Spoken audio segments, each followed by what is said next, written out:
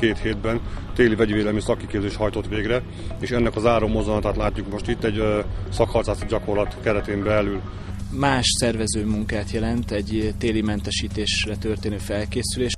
A katonáknak az öltözetére jobban oda kell figyelni. Védőfelszerelés szennyezett térfélen kötelező mindenkinek. Technikai eszközök mellett dolgozó katonák részére speciális szigetelő típusú védőruha viselése kötelező. Olyan ruházatra van szükség, ami meggátolja, hogy a szennyezés, illetve a folyadék a testfelületre jusson.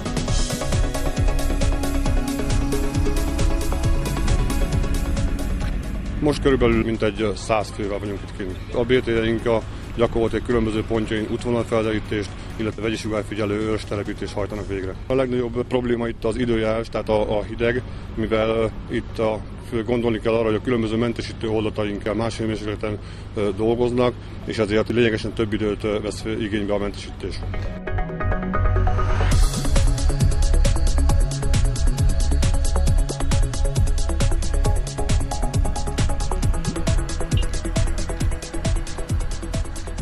Technikai eszköz először egy előkezelésen esik át.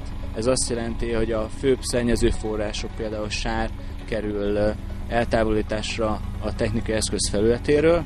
Ez hidegvizes nagy nyomású lemosást jelent, majd ezt követően a főkezelőhelyre kerül irányításra a technikai eszköz, ahol az eszközt speciális vegyi mentesítő oldattal vonják be.